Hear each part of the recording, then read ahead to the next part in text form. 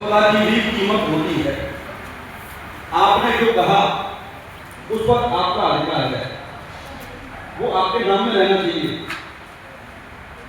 उस आपके शब्दों को मैं अपने नाम से लिख दूं तो वो उस पर दंड मिलना चाहिए, उसको पनिशमेंट की व्यवस्था होनी चाहिए। इसलिए उन्होंने क्या किया कि 1967 में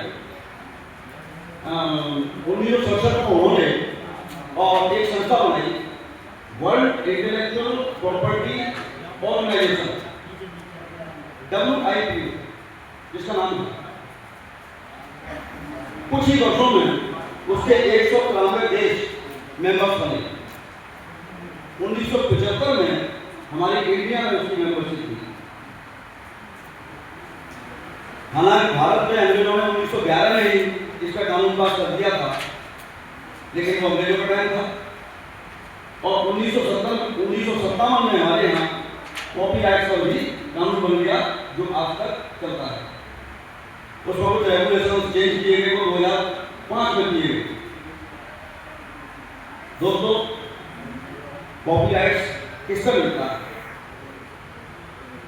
कॉपीराइट हमें हमारे विचारों को मिलता है, हमारे आविष्कारों को मिलता है, हमारी कविताओं को मिलता है, हम जो भी नए आइडियाज बनाते हैं उन पर मिलता है, साउंड से मिलता है। जितनी फिल्म इंडस्ट्री है, इनके गाने कॉपीराइट होते हैं, इनकी धुनें कॉपीराइट होती हैं, उनको कोई कॉपी नहीं कर सकता। अगर करेगा तो कम से कम 3 महीने से लेकर और 3 साल तक इस पर सजा है और 50,000 रुपये तक उस पर जुर्माना है। कंडीशन ये है कि आप अपनी राइट्स के बारे में जानते हैं। कॉपीराइट डिजाइन से मिलता है। जो यहाँ पर अगर कोई फैशन डिजाइनर बैठे हुए हैं, कुछ म्यूजिशियन बैठे हुए हैं, तो वो इस बात को अच्छी तरह समझें कि हमें हमारी बहुत सारी चीज़ों पर कॉपीराइट मिलता है, जिसकी कोई बदल नहीं कर सकता। हम क्या करते हैं कि अपने अच्छे से अच्छे विचारों को हम सोशल मीडिया पर शेयर कर देते हैं, व्हाट्सएप पर डाल देते हैं, ट्विटर पर डाल देते हैं, ब्लॉग्स पर डाल देते हैं, और वहाँ हमारे विचारों को कॉपी करके कोई अपने नाम से पब्लिश कर देता है। और हो सकता है कि वो विचार नहीं इतना आगे बढ़ जाए कि बड़ी बड़ी कंपनी उस व्यक्ति से कॉन्टेक्ट करें कि भाई आपके विचार के लिए हम अपना विज्ञापन देंगे, और करोड़ों रुपए उसको विज्ञापन के मिलेंगे। तो इंटेलेक्चुअल प्रॉपर्टी ये होती है हमारी बुद्धि, और इसी को अगर हम थोड़ा सा और डेवलप करें तो ये IQ है, इंटेलिजेंट क्वेश्चन, जिसे हम IQ कहते हैं। IQ का लेवल, IQ का मतलब कि हर व्यक्ति की बुद्धि ऐसी नहीं होती, हर व्यक्ति की बुद्धि के स्तर में अंतर होता है।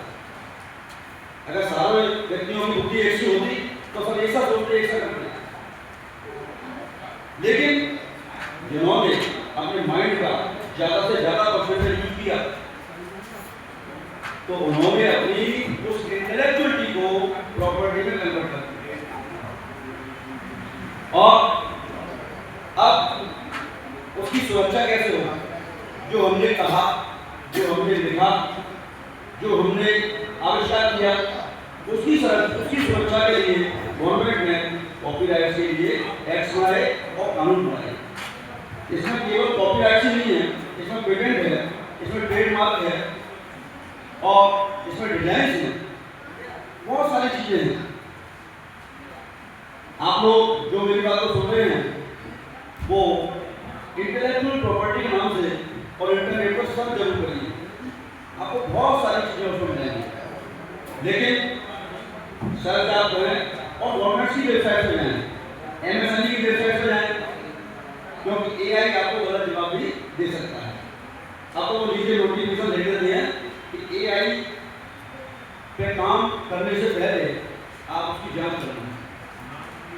AI कोई बहुत भरोसे की चीज नहीं है, बस उसमें मल्टीप्लिकेशन होता जाता है, चीजें जल्दी कम्युनिकेट होती हैं आपस में। ज्यादा लोग कम समय में चीजों को जान जाएं और एक चीज से बहुत लोगों का फायदा हो, वो AI है। आर्टिफिशियल इंटेलिजेंस, जिसे हम कहते हैं बुद्धिमत्ता कहते हैं। आपका आइडिया वो इंटेलेक्चुअल प्रॉपर्टी है। वो आइडिया हजारों लोगों ने काम किया, वो एआई है। वो आर्टिफिशियल इंटेलिजेंस है कुछ लोगों के लिए। आपकी प्रॉपर्टी, क्योंकि उन्होंने उसके बारे में नहीं सोचा, आपने सोचा आपकी इंटेलेक्चुअल प्रॉपर्टी, और उससे दूसरे लोगों का फायदा हुआ, वो उनके लिए एआई आपकी तरफ से एक गिफ्ट। तो इंटेलेक्चुअल प्रॉपर्टी के लिए कार्यक्रम आज बहुत अच्छा आयोजन हुआ है। और थोड़ा सा मैं बताता हूँ आपको कि लगभग 3 साल पहले और मैंने इस पर विचार किया। मेरे गुरुजी ने मुझे सजेस्ट किया, मेरे सारे महाराज जी ने मुझे सजेस्ट किया कि हमने वाला समय कॉपीराइट का है, तो उनके पास 2-2000 साल पुरानी पांडुलिपियां रखी हुई थी, जो संस्कृत में थी, प्राकृत भाषा में थी, कुछ अपभ्रंश भाषा में थी। हमने उन पर एक अच्छा रिसर्च शुरू किया और 3 साल में हमने उन पर इतना रिसर्च किया कि आज गवर्नमेंट से हमारे पास 14 कॉपीराइट है। मैं नहीं जानता कि भविष्य में 14 कॉपीराइट की कीमत क्या होगी, लेकिन इतना दावे से कह सकता हूँ कि जो भी कॉपीराइट इंटरनेशनल लेवल पर पसंद किया गया, हजारों करोड़ रुपए की कीमत होगी। आपने पढ़ा भी होगा, an idea can change your life. एक विचार आपका जीवन बदल सकता है। हमारे बीच से लोग निकलते हैं और एक विचार से अपने जीवन को कहां से कहां पहुंचा देते हैं। तो दोस्तों, बस अपने माइंड का अच्छा यूज करिए, लेकिन ये सब इंटेलेक्चुअल प्रॉपर्टी में जो एक खास बात होती है वो ये है कि वहाँ निश्चितता होनी चाहिए, सर्टेनिटी होनी चाहिए। हम वहाँ पर कुछ गलत नहीं लिख सकते। हमें फैक्ट के साथ, ट्रुथ के साथ वहाँ काम करना है। और ऐसा कोई व्यक्ति नहीं है कि जिसके पास अपना बिजनेस बढ़ाने का, अपनी सर्विस में अच्छा प्रदर्शन करने का, अपने घर की अच्छी व्यवस्था करने का और आदेश करने का, जिसके पास कोई आइडिया न हो। कोई भी समझ लीजिए आप, जैसे हमारे घर बैठे हुए डॉक्टर मोहम्मद गुप्ता जी, केवल एक लाइन से और एक लाइन बोल कर पूरे क्लास को कंट्रोल कर देना, या एक लाइन बोलकर लोगों को शांत कर देना,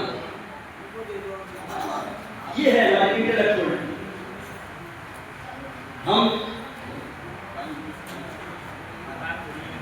हम जो अपना इतना समय सोशल मीडिया में देते हैं, पता नहीं हम वहाँ क्या क्या देखते हैं। और मैं अपना अनुभव बता रहा हूँ, क्योंकि मुझे दिन रात मेहनत करनी पड़ती है कॉपीराइट के लिए, तो मुझे बहुत सारे शब्द कोड देखने पड़ते हैं। डिक्शनरी भागवत से लेकर और ऑक्सफोर्ड तक की डिक्शनरी देखनी पड़ती है, हिंदी से लेकर इंग्लिश को तमाम भाषाओं में देखनी पड़ती है।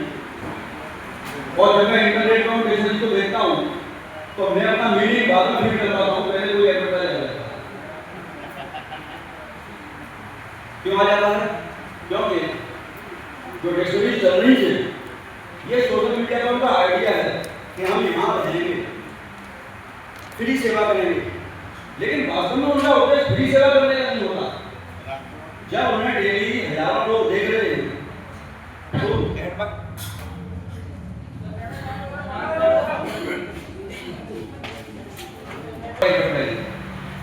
आज इंटेलेक्चुअल प्रॉपर्टी के खा बन चुके हैं और हर व्यक्ति आज इसमें अपनी किस्मत का इस्तेमाल करता है और अजमा भी है। और जिनकी रील थोड़ी हिट हो जाती है उन्हें इसका पैसा मिलने लगता है, यूट्यूबर बन जाते हैं। कमाल सिर्फ इंटेलेक्चुअल प्रॉपर्टी का है। आज हमने इसको इंटेलेक्चुअल प्रॉपर्टी के नाम से समझ लिया, लेकिन ये कम नहीं थी हमारे अंदर। हमारी बुद्धिमत्ता हमारे अंदर हमेशा से है। हर व्यक्ति बुद्धि लेकर पैदा होता है, बस अंतर इतना है कि वो उसका कितना परसेंटेज यूज करता है और कितने सही तरीके से करता है, सही तरीके से करता है तो उसे 100% रिजल्ट मिलता है। आज की जो लाइफ है वो हम लोग तो अपना चीजें यूज कर रहे हैं। आज हमारी जो नई पीढ़ी है, हमारी नई पीढ़ी केवल इंफॉर्मेशन पे जा रही है।